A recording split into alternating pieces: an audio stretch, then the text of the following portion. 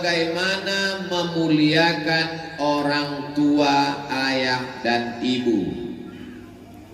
Ustadz Abdul Somad, kemarin saya ziarah ke makam kakak saya, lalatnya setinggi tegak, pohon lalang setinggi tegak. Kira-kira kalau setinggi tegak berapa senti?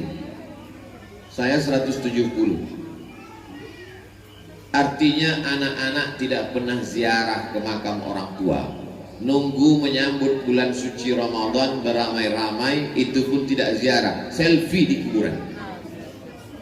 Maka malam ini kita sedang diajarkan di majelis ini tidak menunggu Ramadan, tidak setahun sekali, tapi diadakan majelis pengajian.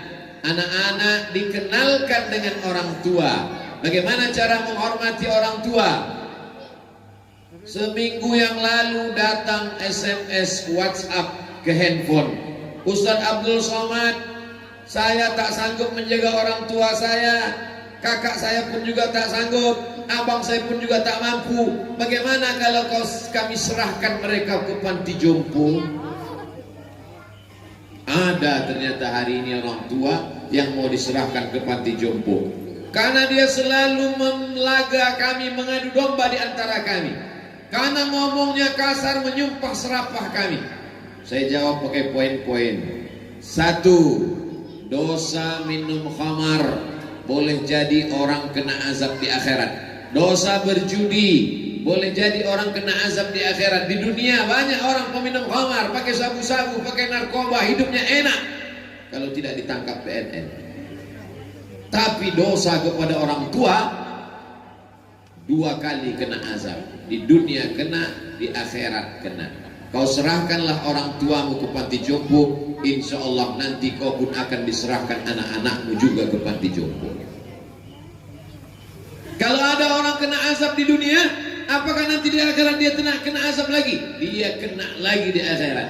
Lalu yang azab di dunia itu untuk apa? Itu baru DP-nya saja.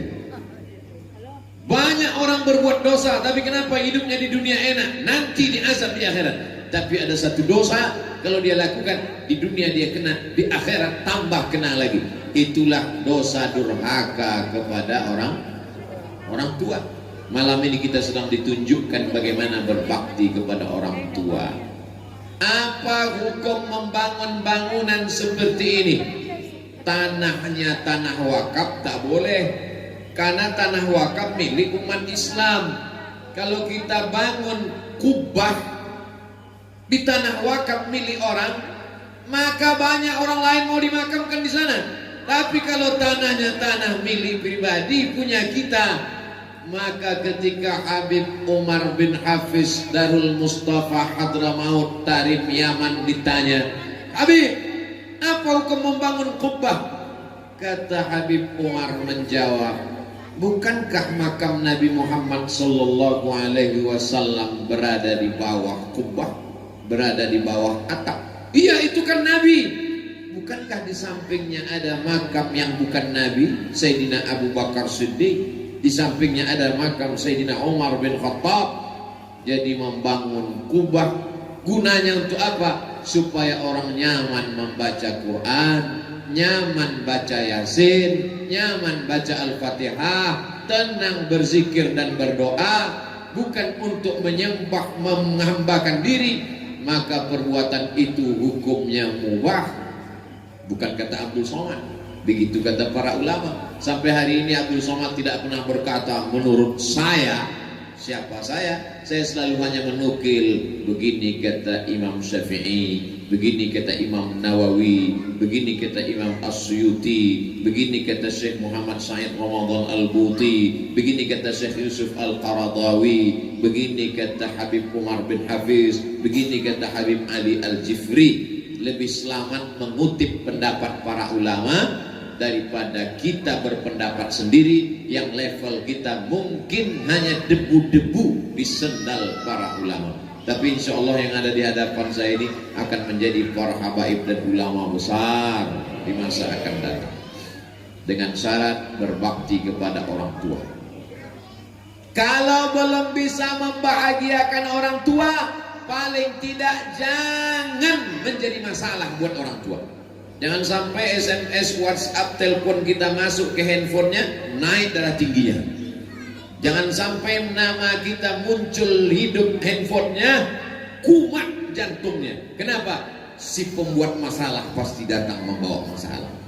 Dari mulai lahirnya bermasalah, sampai sekolahnya bermasalah, menikahnya bermasalah, punya anak pun masalah. Kalau begitu saja kau hidup bagus, kau cari laut. Untuk apa? Terjun kau ke laut biar dimakan ikan hiu.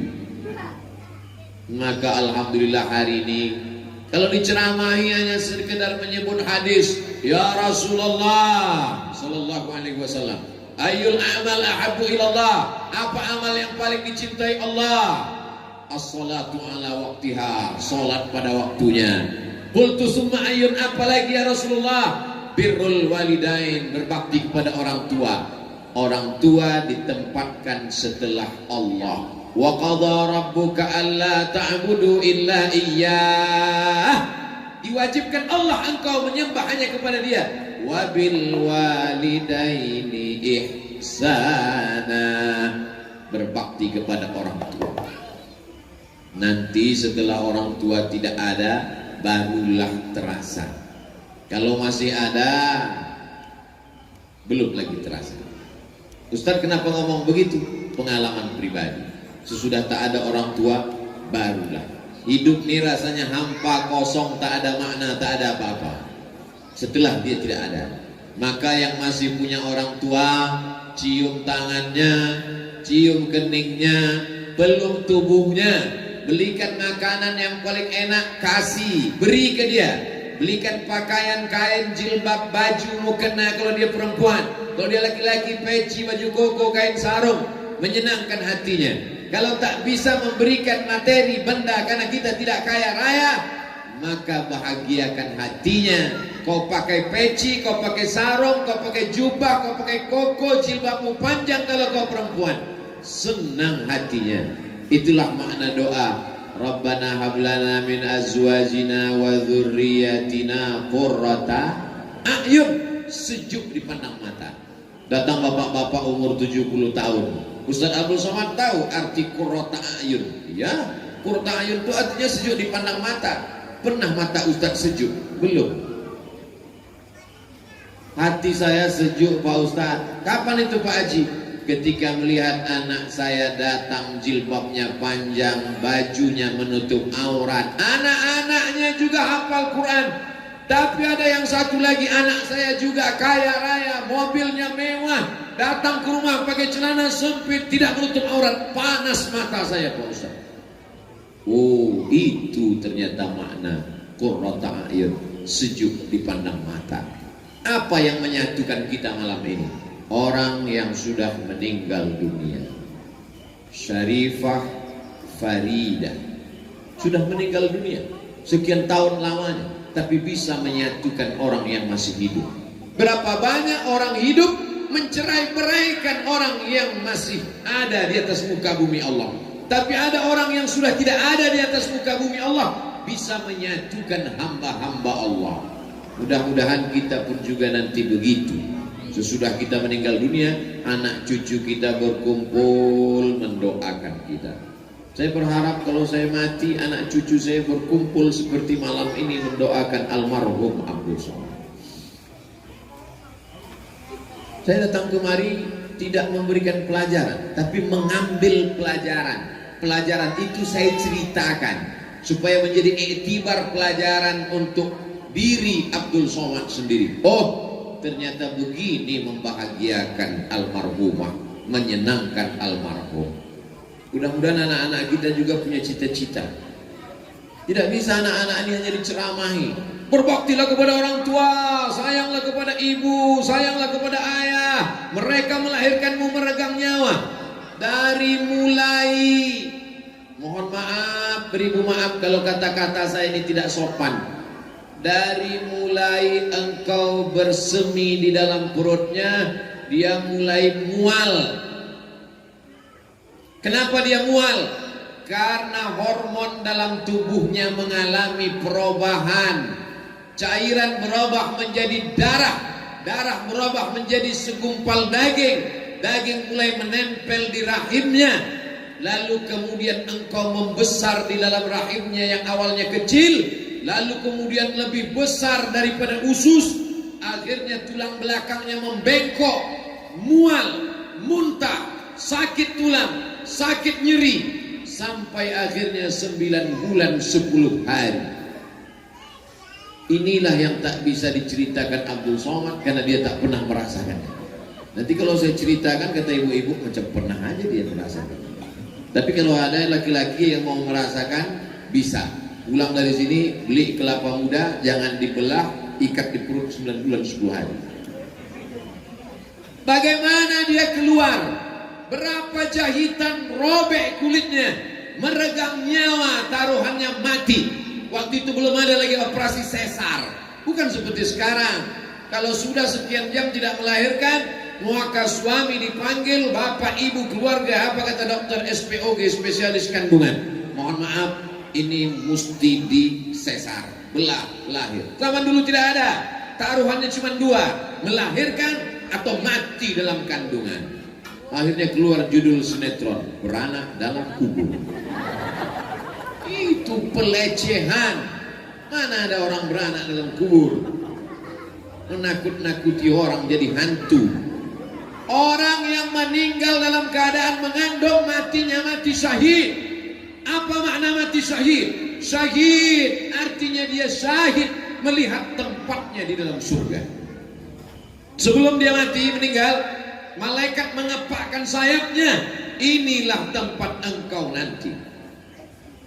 Kita, jangankan tempat kita di surga, tempat saya ceramah besok subuh pun saya tak tahu tadi mana.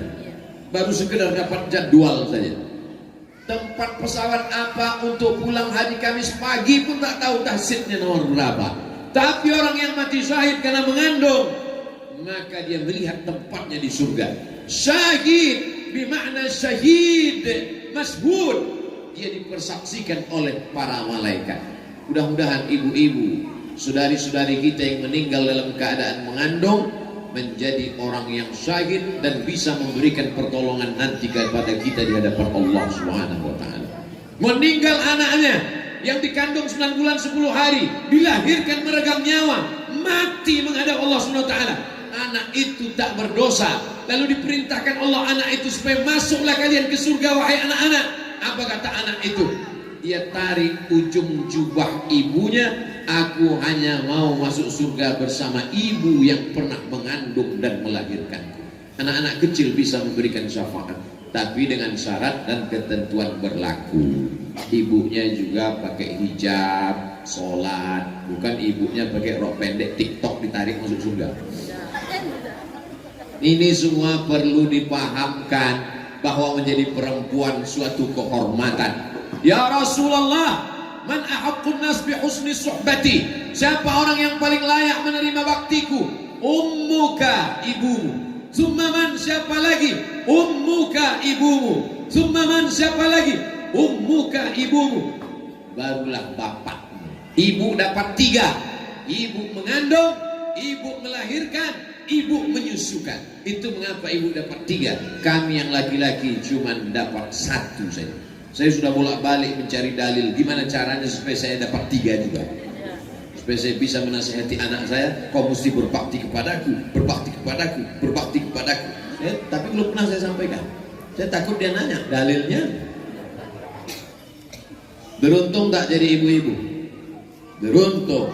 Maka ibu kalau mau anaknya berbakti kepada orang tua, tanya keluarga almarhumah Syarifah Faridah bagaimana mendidik anak supaya berbakti kepada orang tua. Berapa banyak hari ini ibu-ibu ngasih uang ke anaknya, tolong belikan mie ayam. Begitu anaknya pulang sampai sholat subuh, jangankan mie ayam, mie instan pun tak dia bawa. Duitnya dari ibu, ibu masih hidup, tapi dia sudah lupa kepada ibu. Tapi malam ini kita dipersaksikan sudah meninggal dunia sekian tahun, masih ingat dengan almarhumah ibu. Bagaimana caranya membuat anak ini bisa ingat? Mengalir darah ibu dalam badan anak ibu. Dari mana Ustaz tahu darah ibu mengalir di badan anak? karena ibu menyusukan anak. Haulaini kamilaini liman arada ayyutimmar radha'ah. 2 tahun menyusukan anak. Susukan anak Anda 6 bulan. Didiskon oleh Dinas Kesehatan. Ustaz tahu dari mana? Saya dengar radio RRI. Susukan anak Anda 6 bulan, ASI eksklusif. Tulangnya akan kuat, selamat dari osteoporosis. Otaknya akan cerdas dan dia aman karena imunnya kuat. Hubungan emosional anak yang disusukan ibunya lebih kuat.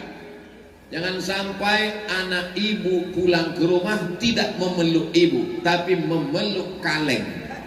Karena dia minum susu. Masih syukur dia minum susu kaleng. Kalau dia pulang meluk kambing, gara-gara minum susu.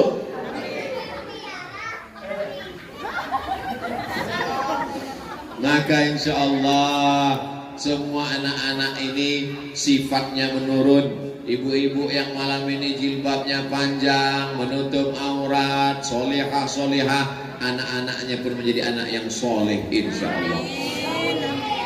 Saya biasanya kalau bercerita tentang ibu tak tahan saya mengenang almarhumah ibu saya melelehkan air mata. Tapi malam ini saya kuat, karena kalau saya menangis, jamaah menangis, tak jadi kita pengajian. Sampai hari ini tidak pernah absen setiap malam Jumat baca surat Al-Kahfi, baca Yasin, baca Al-Fatihah. Ya Allah, sampaikanlah pahala bacaanku ini kepada almarhumah. Setiap teringat, setiap rindu. Bulan ini masih ada kopernya lagi saya simpan. Di dalam itu pakaiannya, jilbabnya, kainnya, bajunya, mukenanya. Kalau rindu saya cium, terobati rasa hati saya. Hari ini yang masih punya ibu dia anggap itu biasa saja. Tapi nanti ketika ibu meninggal, barulah kau menangis dan berkata, betul kata Ustaz Abdul Somad, pren. Dulu waktu dia ada kau tak percaya. Sekarang sudah meninggal baru kau percaya. Malam ini kita sedang memperbaharui lagi cinta kita kepada orang tua. Kalau setelah pengajian malam ini, besok pagi anak-anak cium tangan ibu, dia peluk ibu, dia taat sama ibu, dia sayang sama ibu, berarti berhasil tausiah Abdul Somad malam ini. Tapi kalau tak ada perubahan, berarti kita gagal. Yang gagal bukan kita Pak Ustadz, Ustadz yang gagal. Lihatlah saya gagal tak apa-apa.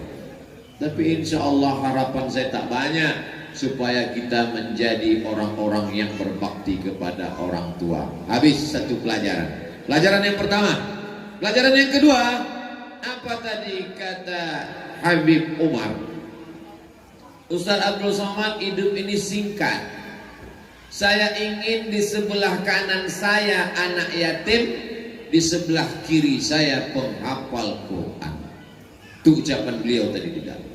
Maka pas keluar pintu saya tengok yang sebelah kanan mana, yang sebelah kiri mana. Habib Umar ingin beliau keluar rumah, sebelah kanan melihat anak yatim, sebelah kiri melihat penghafal Quran. Alhamdulillah terwujud anak-anak para penghafal Quran. Ana wa kafilul yatim, aku dan orang yang menyantuni anak yatim, kahataini seperti ini, fil jannah dalam surga. Lalu Nabi menunjuk as-sababah jari telunjuk, wal wusta jari tengah, wa farraja bainahuma, dijarangkan Allah antara keduanya. Beginilah dekatnya kita nanti dengan Nabi Muhammad sallallahu alaihi wasallam. Pak Ustaz, kita kan ramai, gimana kita mau dekat dengan Nabi? Dekatnya apalagi begini, berapa senti lah ini, hanya 2-3 senti. Tolong jangan dipoto, jangan dipotong, nanti dipakai untuk alat kampanye pilpres, pilkada, pilgub, pileg. Jelaskan itu nanti kalau ada apa-apa. Itu ceramah Ustaz Abdul Somad waktu di Samarinda. Tentu seperti nonton sepak bola, sesuai dengan harga tiket. Kalau tiketnya VVIP, kursinya di samping tanah lapang sepak bola, jangankan pemain sepak bola, jangankan bola, bulu kaki pemain bola pun nampak, saking dekat. Tapi kalau tiketnya tiket ekonomi dari luar stadion, nonton pakai layar tancap.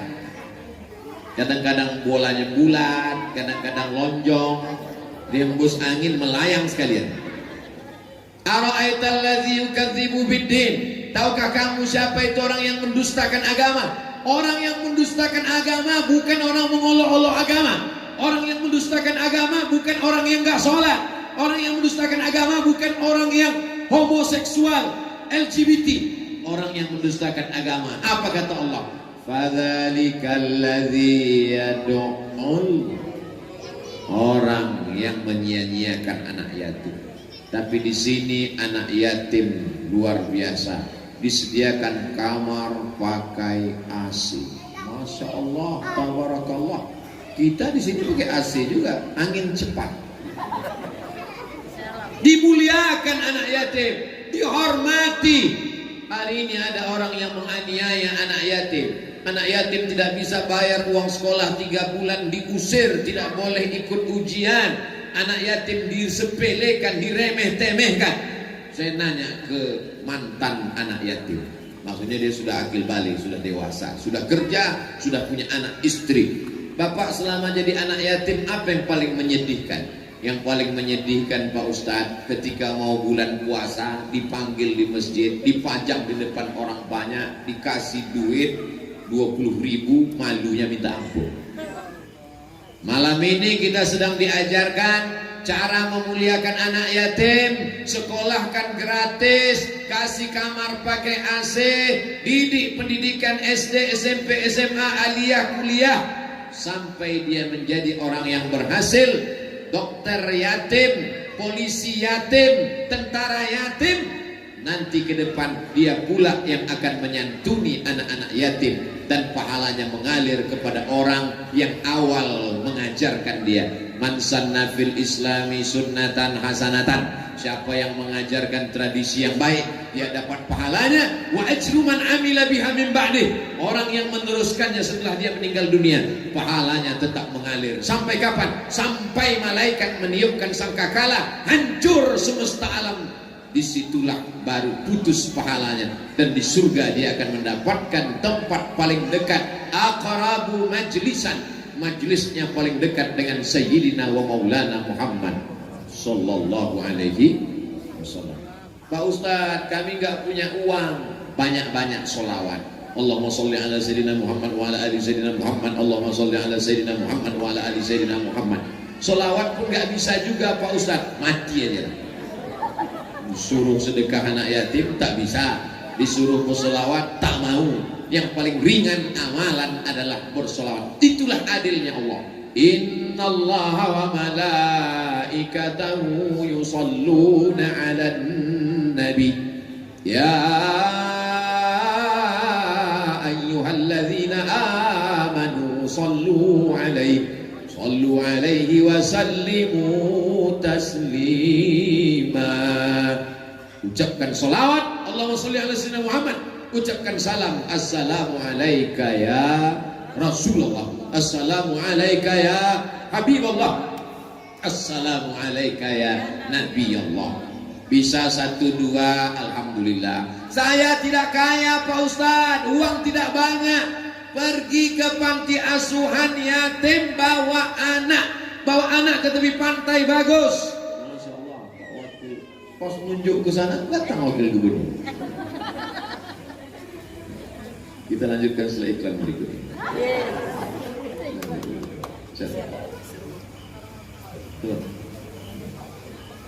Masya Allah.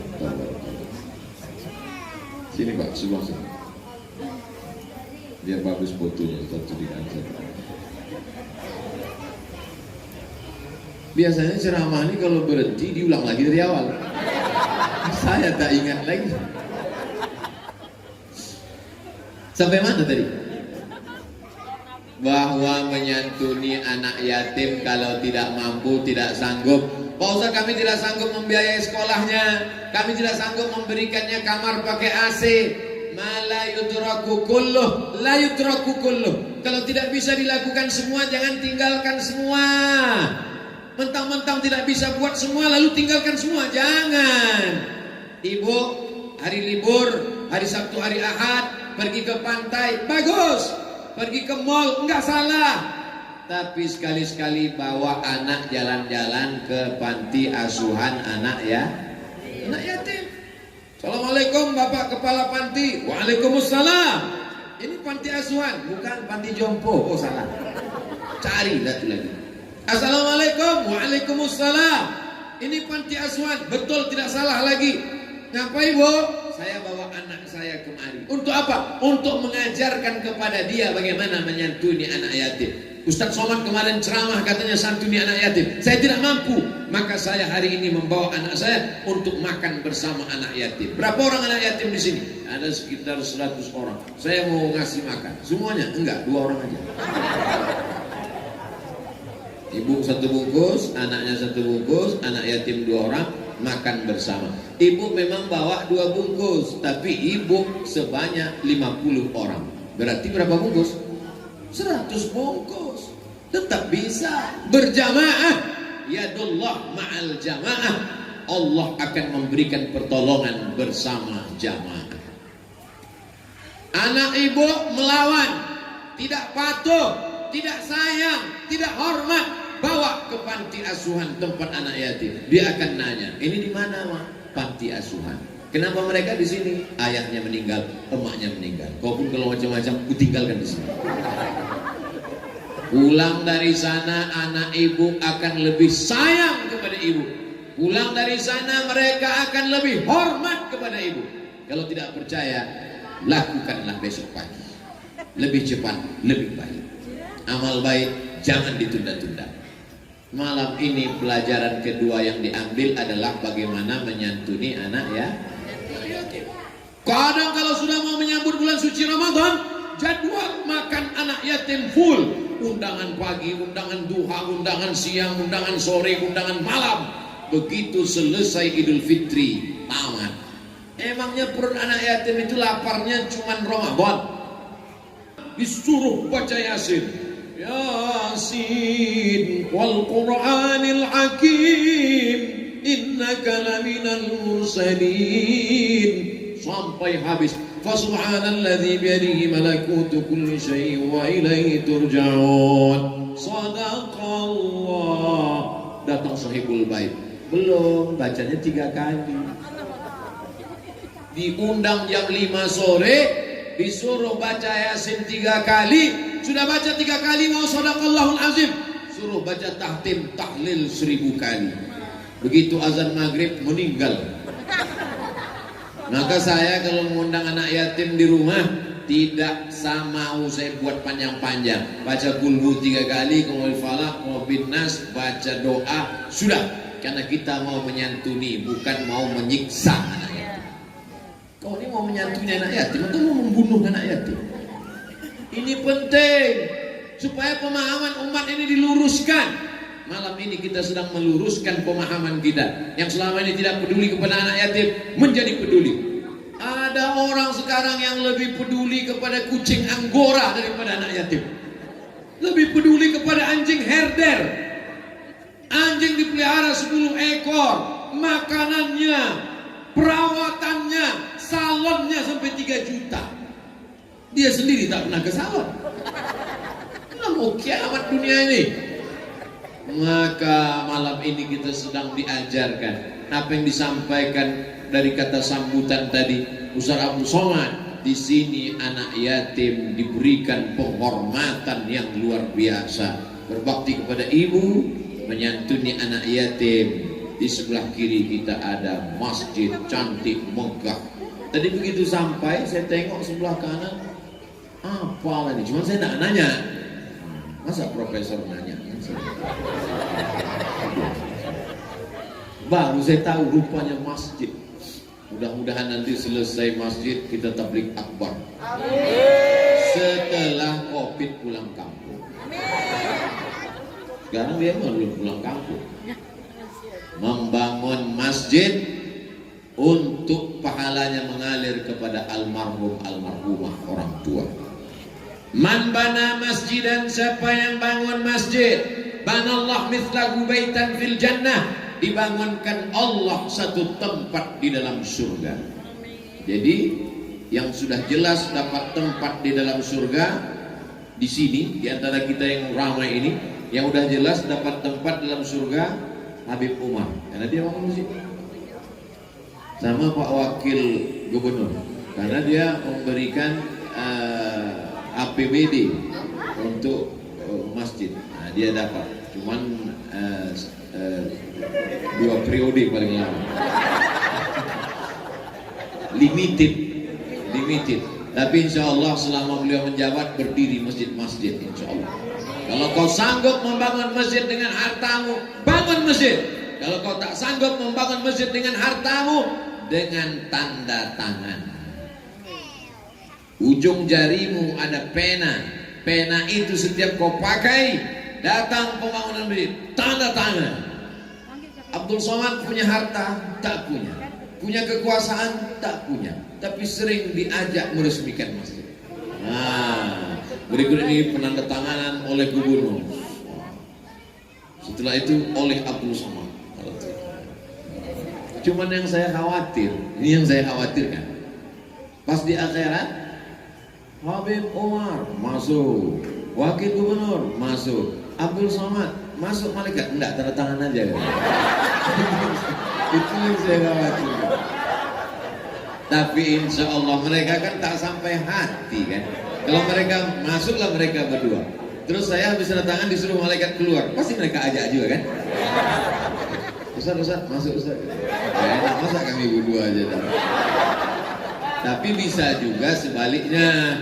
Misalnya mereka berdua masuk ke dalam, mereka nanya ke malaikat, dulu waktu masjid itu kan kami bertiga, Habib Umar, Wakil Gubernur, Ustaz Somad mana? Kata malaikat, ya udah masuk duluan. Bisa aja kan? Amin. Betulnya Ustaz Abdul Somad minta doakan supaya kita semua masuk ke dalam surga Allah SWT. Masjidlah yang akan kekal abadi sampai hari kiamat. Betul atau betul? Subuh orang sholat berjamaah, asar, maghrib, isya, duha, tahajud, witir, tak putus. Kita sudah tahu kubur kita seluas apa. Kubur kan cuma setengah meter kali 1 meter, tinggi ke atas 2 meter. Itu liang kubur. Alam barzah kita seluas apa? Seluas apa kita membantu pembangunan masjid. Bayangkan kalau kubur seluas itu, 2 lantai, bisa jogging. Makanya orang berdoa, Allahumma ja'al qabrahu rawdatan min riyadil jinan. Jadikan kuburnya salah satu dari taman-taman surga. La taj'al qabrahu hufratan min hufarin niran. Jangan jadikan kuburnya salah satu dari lubang neraka. Kuburmu bisa jadi taman surga, kuburmu bisa jadi lubang neraka, dengan syarat seberapa banyak sumbanganmu untuk membangun masjid. Saya menyumbang cuma 2.000 Pak Ustaz. Ya sesuai lah, 2.000 WC. Faman ya'mal mithqala dzarratin khairan yarah. Sebesar biji sawi, sebesar biji bayam, sebesar ujung rambut, sebesar ujung kuku, dibalas atau tak dibalas? Dibalas. Walaupun 2.000 rupiah, kalau ikhlas dibalas apa tak dibalas? Dibalas. Itu untuk menyenangkan hati orang yang nyumbang 2.000. Jangan berkecil hati, jangan bersedih hati. Kalau kita sholat Jumat, bawa anak kita, kasih uang ke dia, tangan dia yang memasukkan ke kotak. Kalau ibu nampak ada pembangunan masjid, kasih uang tangan ibu ke tangan anak ibu. Biarkan dia yang menyumbang. Untuk apa? Itu akan terkesan dalam pikirannya, tercetak, terbentuk dalam hatinya. Dia pun akan melakukan yang sama kepada anak-anak dia di masa akan datang, insyaAllah. Amin. Ada hamba Allah membangun masjid megah cantik. Ketika ketemu saya, apa kata dia? Ustaz Somad, saya sudah tua, umur 80 sekian. Doakan saya supaya malaikat maut datang setelah masjid-masjid ini selesai. Dia mau tawar-menawar dengan Allah Subhanahu wa ta'ala. La yaruddul qadha illa du'a. Tidak ada yang bisa menolak takdir kecuali doa. Yang mendoakannya bukan mulut dia saja. Semua warga desa, kampung, kota, tempat pembangunan masjid itu mendoakan dia. Apa kata mereka? Ya Allah, selesaikanlah pembangunan masjid ini, baru bapak itu meninggal. Walaupun usianya sudah 80, 90. Masyarakat berdoa siang malam, takut betul mereka. Akhirnya Covid pun tak jadi menyerang. Kenapa? Karena doa menolak takdir. Bagaimana cara supaya orang banyak mendoakan kita? Maka diantaranya adalah membangun bangun masjid. Tak bisa bangun masjid, musola. Tak bisa bangun musola, surau. Tak bisa membangun, kasih batu bata. Batu bata terlalu besar, batu kerikil. Kerikil pun tak bisa, pasir. Pasir pun tak bisa, teh manis. Tak bisa juga air putih. Tak bisa juga apapun yang bisa kita buat, maka itu akan diberikan Allah balasan. Bayangkan indah nikmatnya sholat orang di sana, tahiyatul masjid mengalir. Ada orang ke masjid gak sholat, Pak Ustaz. Ngapain dia ke masjid? Pergi ke masjid, pergi ke masjid, pergi ke masjid, pergi ke masjid, pergi ke masjid, pergi ke masjid. Buang air kecil, kencing. Berapa banyak masjid-masjid pinggir jalan orang lalu lalang singgah mampir, tidak ada orang sholat. Tapi insya Allah lepas kesulitannya. Tidak ada kesulitan yang paling sulit dalam hidup ini kecuali kesulitan menahan air kencing. Mohon maaf, tak sopan. Tapi mau dibilang air apa lagi? Air seni, yaitu juga. Maka sudah melepaskan kesulitan orang. Man farraja'an muslimin kurbatan min kurabid dunia.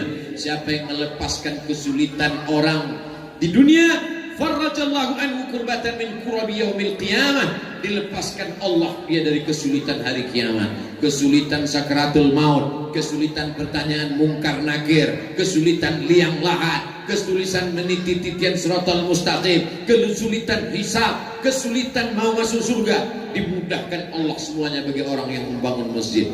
Makanya anak-anak kita ini insya Allah menjadi orang-orang kaya, bisnismen, pejabat, sehingga mereka bisa membangun masjid.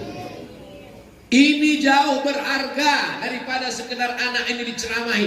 Kau nanti kalau sebelum aku meninggal kau bangun masjid.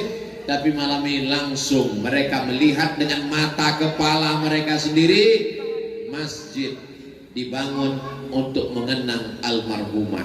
Dibuatkan nama yayasan dengan nama almarhumah. Maka ibu sedang membawa anak-anak ibu untuk menuju bakti kepada ibu. Nanti ibu meninggal dunia, maka insya Allah mereka pun akan membangunkan masjid untuk ibu, insya Allah. Amin. Makanya nama ibu kalau bisa namanya yang islami, supaya nanti nama masjid kan bagus masjid.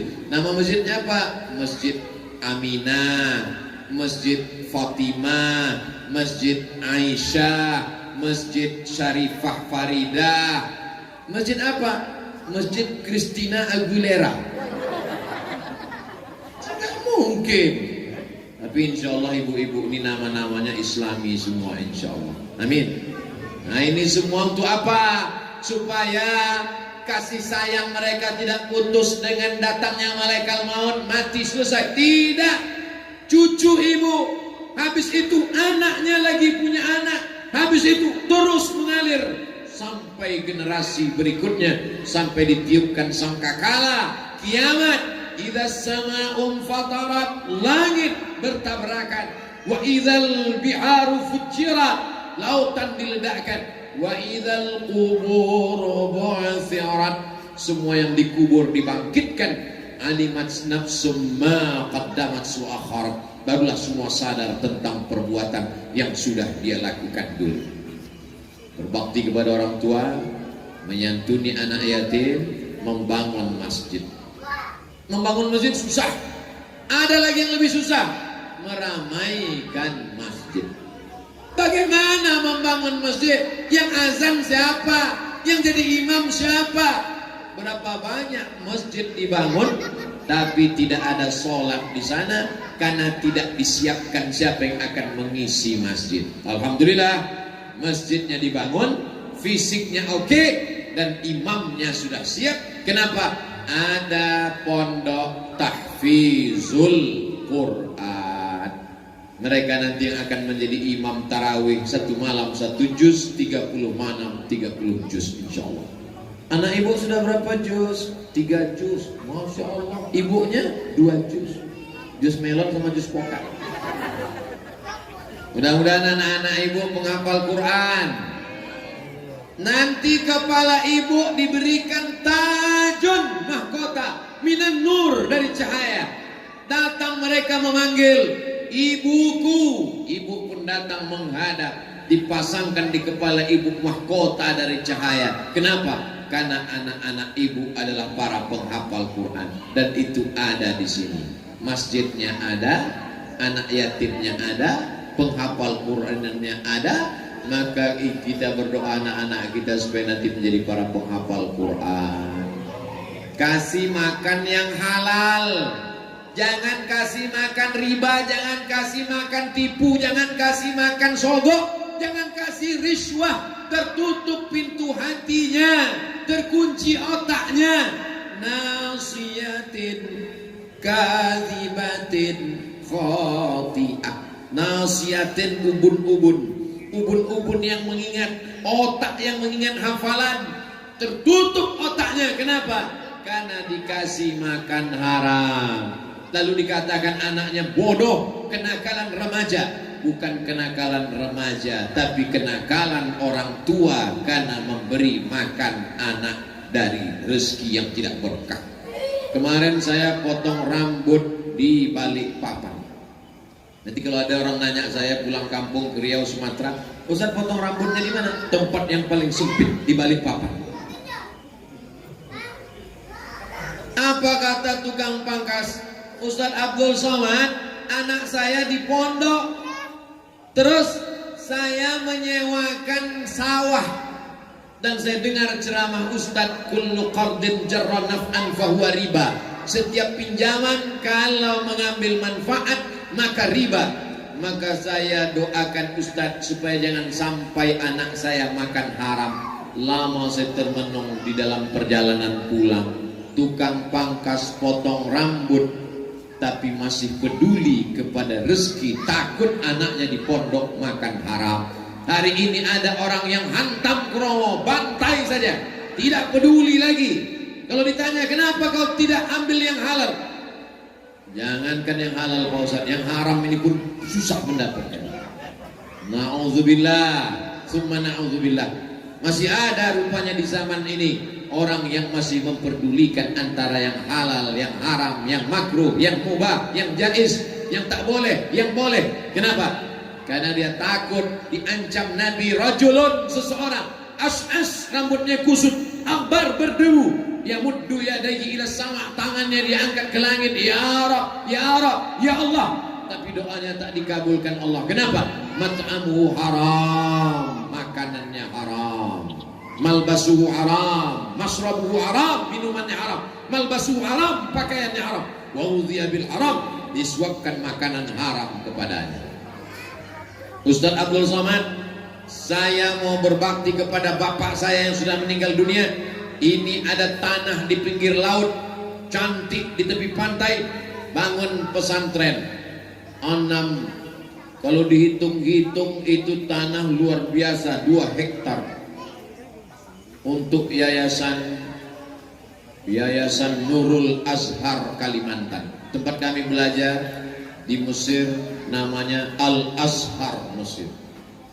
Habib ternyata tamat dari Al Azhar. Habib ke Al Azhar tahun berapa Habib? Tahun 76. Ustaz Somad lahir 77.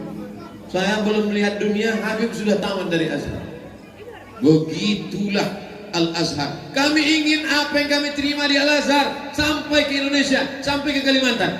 Maka kawan-kawan saya alumni Azhar mendirikan yayasan namanya Nurul Azhar Kalimantan. Dapat tanah 2 hektar di Panajam.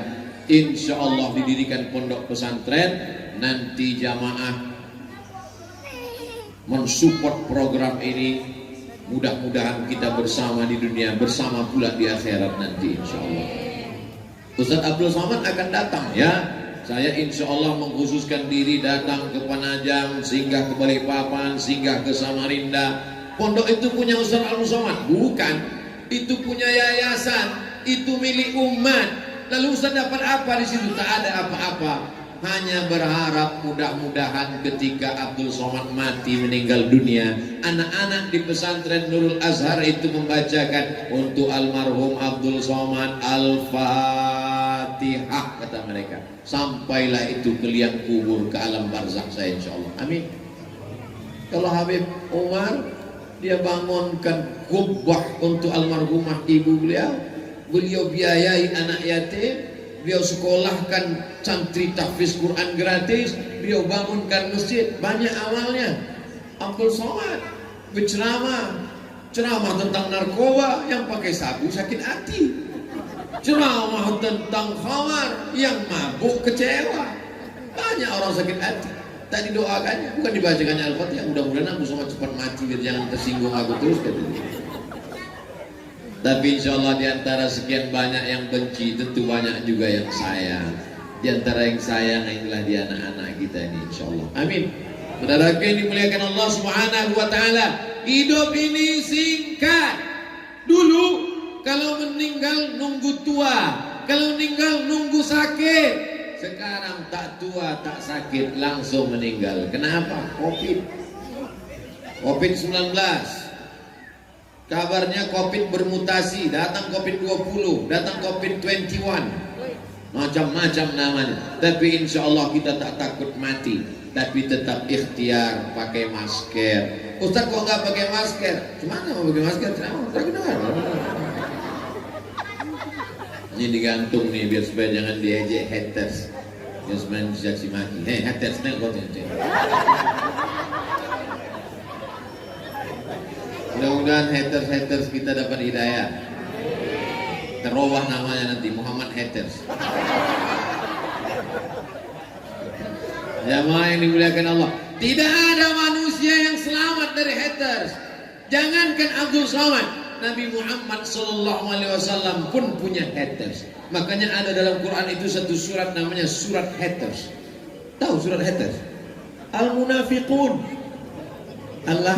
Allah haters khusus itu untuk Rois haters, ketua haters. Tabat yada abi lahabiu watak. Ternyata istrinya haters juga. Keluarga haters ini, istrinya juga haters. Maka disebutkan juga dalam Quran, wa mura'atuhu hammalatal hatab. Ustaz tolong ajarkan saya doa menghadapi haters. Tabat yada abi lahabiu watak.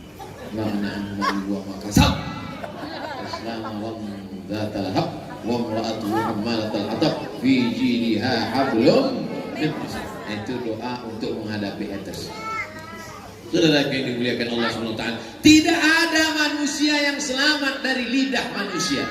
Jangankan Nabi Muhammad, Allah pun mereka ejek juga. Apa kata mereka? Wa qalatil yahudu yadullahi maghlulah وقالت النصارى المسيح ابن الله وقالت النصارى لقد كفر الذين قالوا إن الله ثالث ثلاثة. Allah pun mereka ejek juga, apalagi lah manusia. Kalau ada manusia yang ingin selamat dari lidah manusia, berarti dia gila, kata Imam Muhammad bin Idris Asy-Syafi'i. Jadi jangan pernah kita pikirkan ucapan manusia. Yang penting kita berbakti kepada ibu, yang penting kita sudah santuni anak yatim, yang penting kita sudah bangun masjid, yang penting kita sudah mendirikan pondok pesantren tahfiz Quran. Anjing menggonggong kafilah berlalu. Untuk apa bangun masjid? Untuk apa buat sekolah tahfiz? Diam kau anjing. Kok kasar sekali Ustaz? Iya kata Ustaz Somad, anjing menggonggong kafilah berlalu. Bawa aja nama saya tak apa. Saudara yang dimuliakan Allah Subhanahu wa Ta'ala, siapa yang tausiah di gubah di dekat rumah Habib Umar tadi malam? Ustaz Abdul Somad. Apa yang disampaikannya? Banyaklah, saking banyaknya aku pun tak ingat entah apa-apa aja. Mudah, karena saya selalu ceramah tausiah pakai poin-poin. Yang disampaikan Ustaz Somad, berbakti kepada orang tua, menyantuni anak yatim, membangun masjid, membangun pesantren tahfiz Quran. Penutup yang terakhir, yang kelima, jangan zalim. Kalau kau zalim, aniaya, makan harta orang, mengganggu orang, maka 4 amal ini hapus, hilang, tak bermakna. Ya'ti yaumal qiyamati bi sholatin. Ada orang yang datang menghadap Allah pada hari kiamat, salatnya banyak, salat duha, salat tahajud, salat witir, salat qabliyah, salat ba'diyah, salat awabin, salat isyraq, salat hajat, wasiyamin, puasa Senin Kamis, puasa Ayyamul Bait, puasa Asyura, puasa 6 hari di bulan Syawal, wa zakatin, zakat, wakaf, infak, sedekah, bangun masjid. Tapi aniaya, zalim. Ittaquz zulma, jangan zalim. Fa inna zulma zulumatun yaumal qiyamah. Karena kezaliman akan menjadi kegelapan pada hari kiamat. Supirmu, securitymu, tukang cucimu, babysitter, tukang gendong anakmu, tukang cebok bayimu, kau makan tetes 10 keringatnya, tak kau gaji dia 3 bulan, dia tidak marah, dia tersenyum karena dia takut keluar karena tak ada pekerjaan. Tapi di hadapan Allah tak selamanya dunia ini kekal abadi. Kita akan mati menghadap Allah. Di sana kita akan dituntut. Ada orang yang mati menghadap Allah, puasanya terbang, bacaan Qur'annya hilang, sedekahnya melayang, gara-gara zalim dan aniaya. Makanya saya tak mau ceramah lama-lama karena takut jamaah teraniaya. Jamaah yang dimuliakan Allah Subhanahu wa taala, di tengah kesibukan para habaib, mereka datang, tidak mungkin mereka datang mau mendengar ceramah Abdul Somad. Abdul Somad belum sampai ke dunia, mereka sudah sampai ke Al-Azhar. Abdul Somad belum lahir ke dunia, mereka sudah sampai belajar ke Yaman, ke Irak, ke Suriah, ke Syam. Lalu mereka datang malam ini untuk apa? Mereka mau melihat anak, mau melihat Ustadz Abdul Somad, mau mendoakan Abdul Somad. Di tengah kesibukan Bapak Wakil Gubernur masih sempat datang pengaji. Hari ini kadang RT pun udah sibuk, tak sempat. Tapi beliau masih sempat. Masya Allah, tabarakallah. Mudah-mudahan para habaib, para ulama kita, para pemimpin-pemimpin kita yang soleh dipanjangkan umur, diistiqomahkan iman dan Islam, dijauhkan dari fitnah, anak-anaknya menjadi anak yang berbakti, segala niatnya disampaikan Allah Subhanahu wa taala, dan yang paling penting adalah mati dalam keadaan la ilaha